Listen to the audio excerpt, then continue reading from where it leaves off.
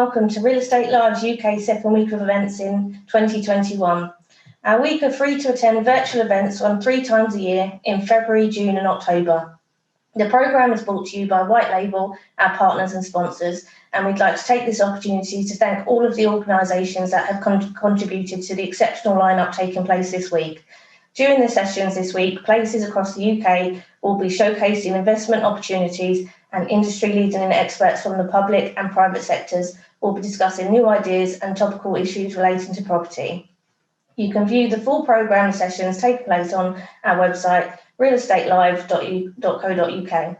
Before we begin, I'd like to remind you to please feel free to ask questions using Zoom's Q&A function, which we will find on your taskbar at the bottom of your screen.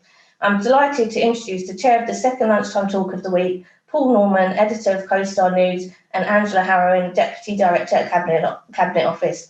Over to you, Paul. Thank you very much for that, Julie. Yes, Paul Norman, managing editor at CoStar News. Very interested to be here with Angela Harrowing, deputy director of Property Programmes, Office of Government Property, to discuss One Public Estate and the government's plans for its property portfolio, including we'll certainly be looking at how it can help to reach the carbon net zero targets that the government has, and also its levelling up ambitions.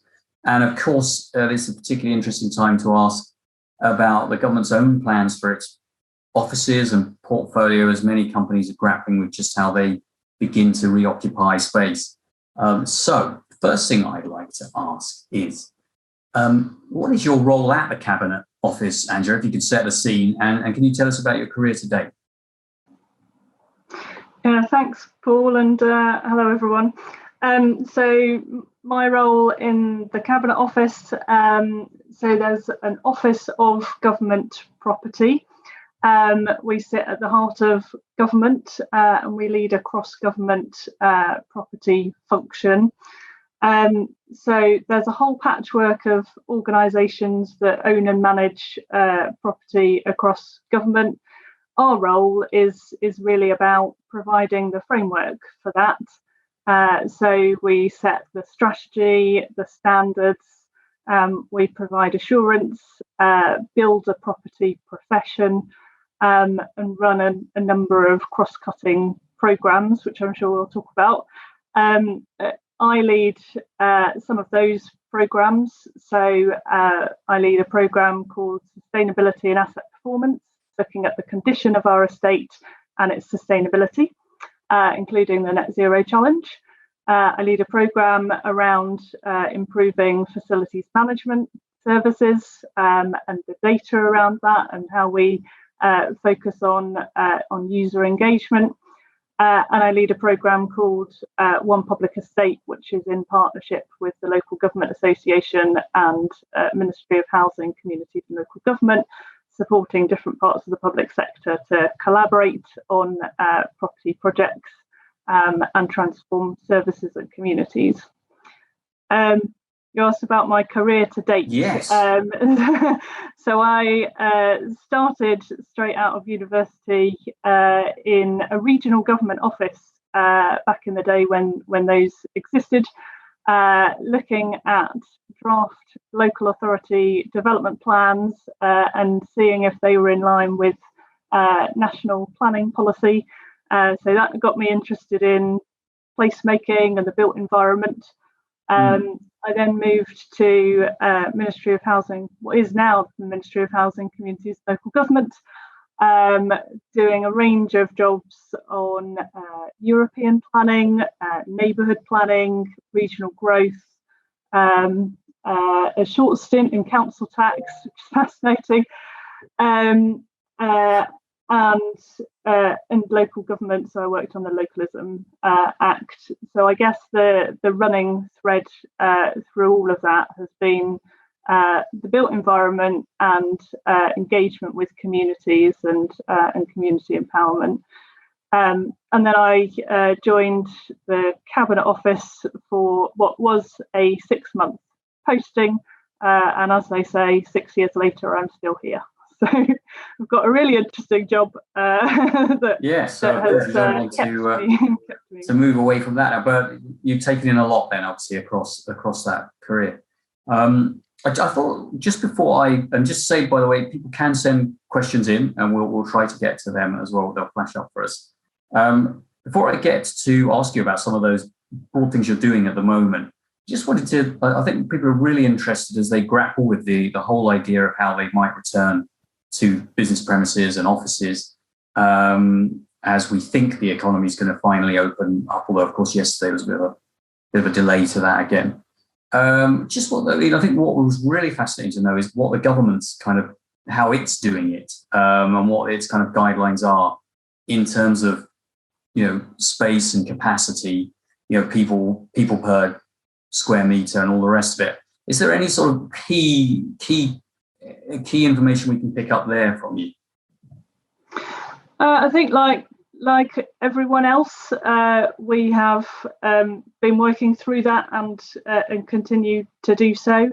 I think the future for us in Cabinet Office and many parts of government will be a move to hybrid working.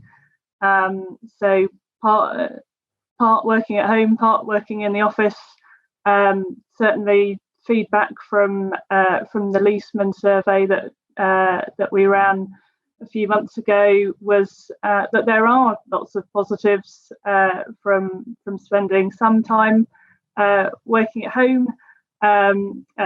Different people have different views and preferences, but I think that's the direction of travel that we're going in. So we'll need to work through what that means for the estate, but also we have across the wider estate, not just offices, questions about what COVID has taught us around how we deliver public services. A lot of public services have been delivered quite successfully with more digital offerings, more remote working. So I think now is our real opportunity to think more broadly about what we need to do in a physical space and what we can do remotely and digitally. Yeah, it's a very interesting question. I mean, and broadly, do you think that necessarily means less space, or does it mean more? I don't really know how you look at it, basically. Swings and roundabouts, isn't it? So the Department for Work and Pensions has expanded its estate during COVID because it has an offering around job coaches, and so has needed to do that in a face-to-face environment with social distancing. So has expanded that, but won't need all of that space in the longer term. So there's some fluctuation one way there. Equally, I think that there are definitely plans across not just government but the wider public sector around how we can co-locate more services, how we can rationalise the estate given the trends towards hybrid working, towards different models of public service. So that's quite a challenging environment to do space planning in, but that's what the challenge is for all of us. So when you're looking at relocating departments out of London, and we've heard a lot about this levelling up agenda being part of that, what are the key criteria you're looking for we'll stick to offices for the moment, in office space requirements as well as location? In terms of the government hubs programme, we've looked to replace buildings of variable quality with Grade A space. We have generally looked to build on existing concentrations of civil servants. So for example, Department for Transport are relocating civil service roles to Birmingham, where there is already a form of transport cluster, so HS2 and Network Rail. Equally, other departments are thinking through, and there's been quite a few announcements recently. So Cabinet Office are establishing Darlington and Leeds and all the rest of it, HQ. So Cabinet Office is establishing a second HQ in Glasgow. So I think building on those existing concentrations of civil servants, we'll also want to make sure that we have good public transport links, so that we can operate in a sustainable way, and we'll need to make sure that we've got access to things like talent. We want these moves to be sustainable for departments. So learning lessons from the past, we want to build on the strengths of those connections, and the idea of relocating civil service roles out of London across the nations and regions of the UK is partly to better connect government and the civil service to all our communities, be more representative, but also partly in the interests of staff and their career paths, to make sure that people don't have to move to London to progress in the civil service. Yes.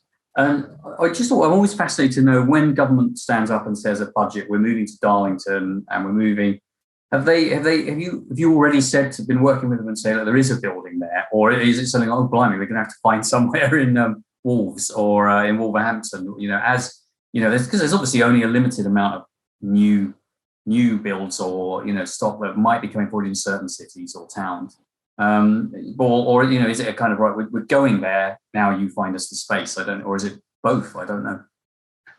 It's a bit of a mix. So in Bristol, for example, we already had a hub campus to service that. In other areas, we have and will need to either find somewhere or build somewhere. So it's a mix. Okay, and how is it helping the government in its levelling up agenda? Clearly, we can read into it as well that this government in particular needs to support, and obviously no need to get political here, I guess, but it's got the sort of red vote now, the red wall as it's called, and it wants to keep this kind of, build this sort of sense that it's helping communities up north and elsewhere in the country. How important is this? So it's helping levelling up in terms of the growth that those relocations bring, and some of those hubs link in with wider regeneration schemes. So it's helping those areas in that sense. I would say it's also helping levelling up in terms of equality of opportunity to be part of the civil service. So at the moment, that is very concentrated in London, particularly senior civil servants. Very that's the huge that's the difficult one, is the nut to crack, is it moving the sort of top civil servants, I guess, out into the regions. And I suppose this is really going to be fascinating to see how this works in this case. Yeah, and the expectation is that as we recruit new people, those will be roles that are located in those places increasingly. So I wanted to ask you now about sustainability, which is clearly, you've mentioned, a key part of your role. How is the GPA ensuring that its portfolio can become net carbon zero? Will you look at having some of your current office stock, for instance, retrofitted, and what impact will that have? Yeah, so really a lot going on right across government on net zero.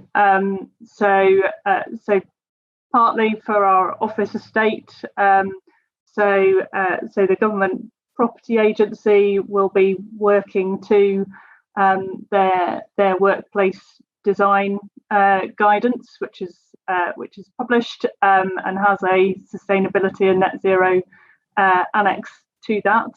So any new offices, that's what they will work to. And the Government Property Agency also has a retrofit programme, focusing, as you would expect, on things like sub-metering, heating, cooling and ventilation and air conditioning, LED lighting, solar, etc. So that's the office estate. And then we've got the massive 40 hospital programme. So big commitment there, and later this year they will be publishing a net zero standard, first in the world, for hospitals on that. So that's really exciting. That is. And then in departments like the Ministry of Justice, they are looking to build their new prisons for coming on stream to BREEAM outstanding standard. So an 85% reduction in carbon compared to those that are currently under construction. And then Ministry of Defence, the biggest carbon emitter across government with their huge estate, has in the last few months published their strategic approach to sustainability and climate change. So lots going on, and Cabinet Office and the Department for Business, Industry and Energy also have an innovation programme called the Modern Energy Partners, delivered by the Energy Systems Catapult, looking at some Pathfinder sites, campus-style sites, and in those they've identified opportunities to more than half the carbon emissions. So a huge amount of activity around not just net zero, but wider sustainability. Indeed, yes, it does sound like you've got a lot on your plate there. I have questions coming in, so I'll turn to one of them now. Neil Webster has asked, does Angela think the next government estate strategy should be small g, in inverted commas, to reflect the important non-central local players, which I think you've sort of slightly talked about already, but anyway, you have quite a good question there. I certainly think it should reflect how government will work with those wider public sector partners. So local government, but also NHS, police, fire, etc. have a really big part to play. And on net zero and climate change, around 70% of local authorities have declared climate emergencies. They're all developing their strategies towards that, and there is a real need for different parts of the public sector to work together. And I'm sure Paul will come on to talk about the One Public Estate programme and how we're doing that. I'll ask you now about that. Now, what are the sort of major project opportunities in the pipeline under One Public Estate? So, for those who don't know about the programme, it's been going for 8 years now. It's a collaboration between ourselves, the Local Government Association, and Ministry of Housing, Communities and Local Government, framed around supporting collaboration across central and local government and the wider public sector to make better collective use of our assets, but also to support local growth and more integrated public services. So we're supporting around 650 projects across England at the moment. So really broad range. So ranging from sort of £1 billion Sutton Cancer Hub, hundreds of millions of Whipps Cross Hospital being redeveloped, big project around St George's Barracks, which is an MOD site in Rutland. So big schemes like that, through to smaller local co-locations and bringing different services together under one roof. Early stage work to explore feasibility and options around projects. So a real mix. And One Public Estate tends to support the early stage work in the life cycle to make projects investment ready. Yeah. So yeah. And how, just to ask, I mean, the pandemic obviously has, often talked of as accelerating trends that are already there in property and real estate, but how much has it changed this giant 8-year project, the One Public Estate? Has it made you rethink things in specific ways? Yes, well, it has taught us that our goals that we set out with, they have remained steadfast. So around rationalising estate, delivering local growth, delivering more integrated, accessible public services, but the context has changed. So as I said earlier, there are big opportunities to bring more services together. I think people are really expecting the public sector to think hard about what services are best delivered virtually, and what services need to be physical, and if there is an opportunity to integrate those to deliver a better service for people. And in our latest application round, we particularly were encouraging bids that looked at economic recovery and different service models. So it's good to see that those ideas coming through. Great. Well, I wanted to also ask you, as we're sort of closing our chat time, on something that's quite up to the minute. What role will the Brownfield Land Release Fund play in supporting the government's housing targets, and what opportunities does this create for the private sector? Yeah, so the Brownfield Land Release Fund, we launched in April. The bids are in, and it's a £75 million fund for unlocking surplus local authority land for housing. £25 million of that is earmarked for self and custom build. So in one way, it will contribute to housing numbers. So it will help to make mainly smaller sites viable.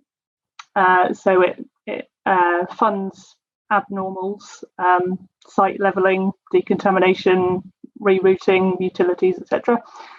So that's one contribution. I think another thing that it is supporting is diversifying the market.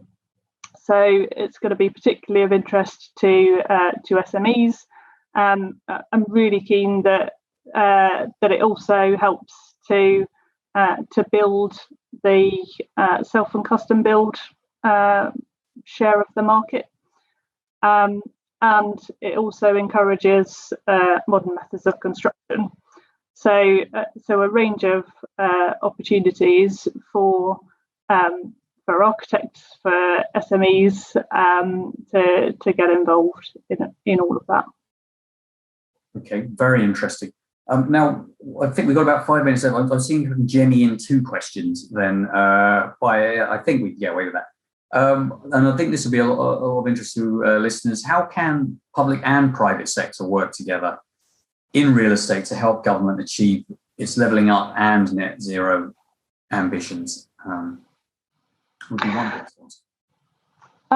So I think that the first thing that I would say is if you're from the private sector, be aware that we have recently announced that we will expect businesses who are delivering services for government to have committed to net zero by 2050 and have plans in place. So government procures about £300 billion of goods and services. Get yourself ready. Year. Yeah. Get yourself ready for that. Otherwise, we won't be doing business, unfortunately. So really want people to be aware of that. Get on the relevant frameworks. Once you've got your net zero plans in place, I'm sure many on the call will have done this already.